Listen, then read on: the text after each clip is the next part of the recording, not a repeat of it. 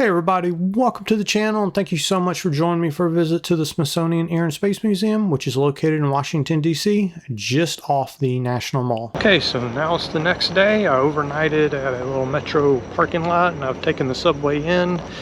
Man, $15 for a one-day pass, that's a bit steep. So as you can see, it is raining and I got about 30 minutes to kill until I can get into the Air and Space Museum.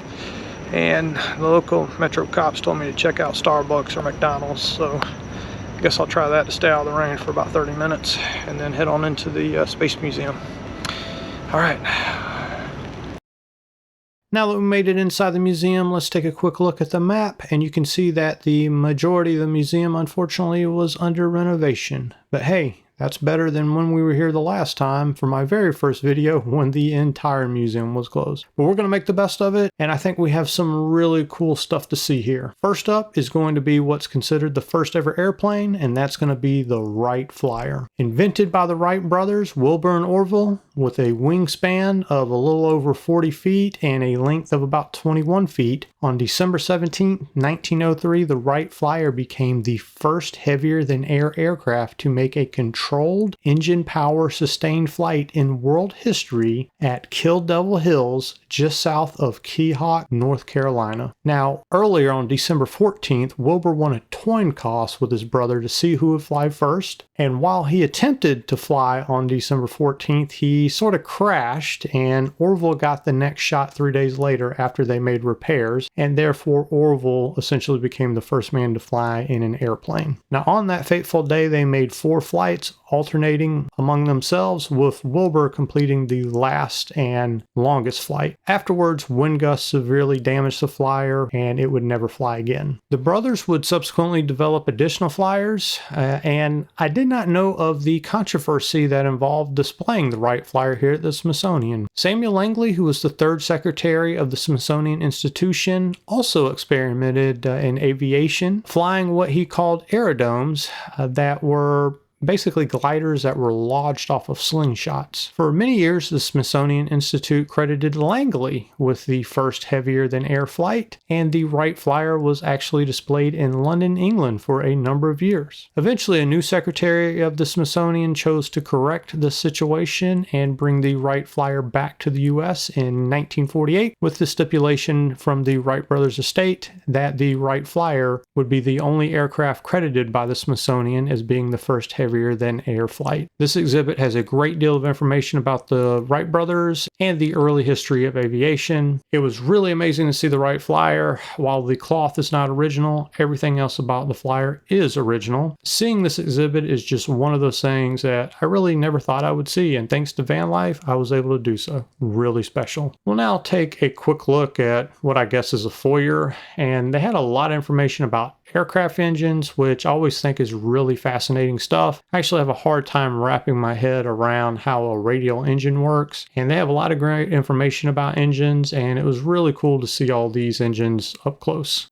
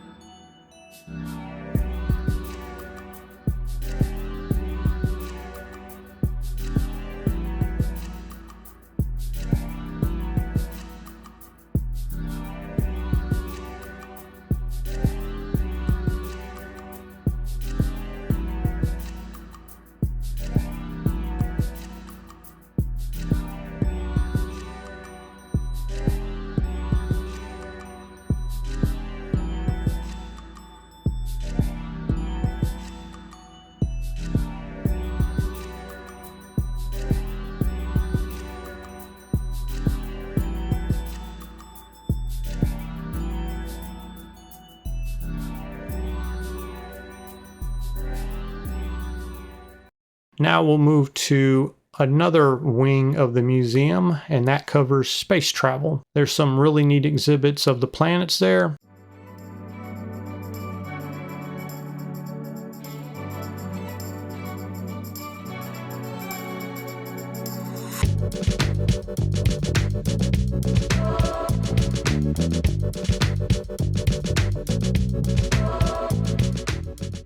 And the main thing over in this wing of the museum is going to be the Apollo 11 exhibits. Here's Neil Armstrong's spacesuit, which he wore when he became the first man to walk on the moon.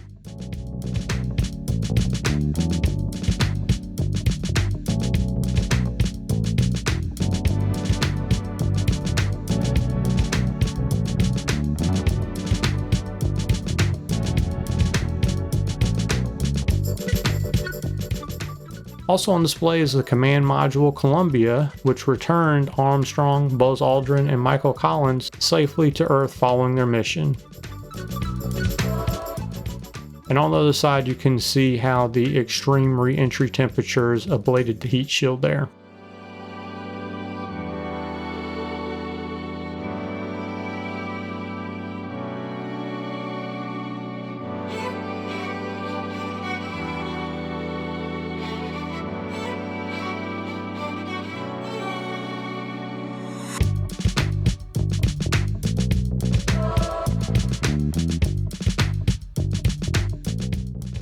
Also within this museum wing, there's the Mercury Freedom 7 capsule, and there's also the spacesuit worn by Alan Shepard, which he wore when he became the first American to reach space.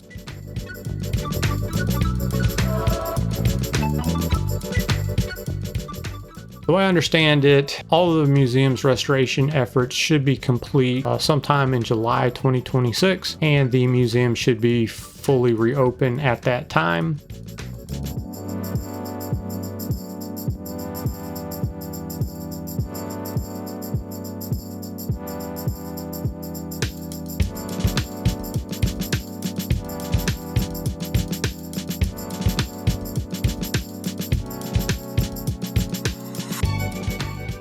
Here's a cool mock-up of an X-Wing, and you can see a model R2-D2 there in the back.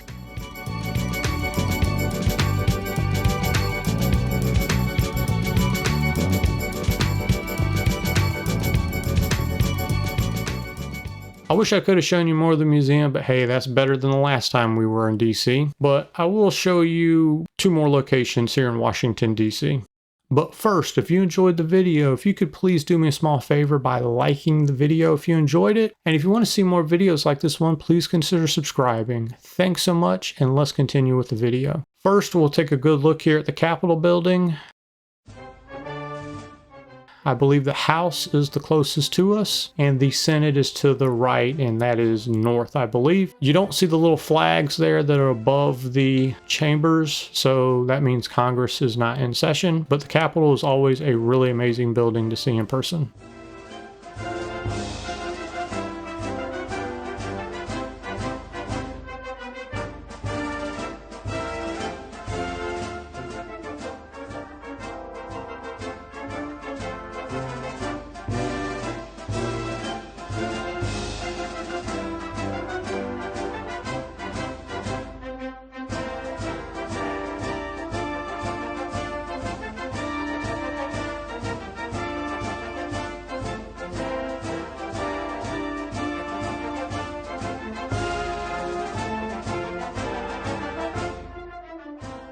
Next, we'll venture on down to the White House, which is a little bit different here than the last time I was here. There's actually a huge demonstration, and that's apparently pretty commonplace there in Lafayette Square. It was perfectly quiet the first time I was here.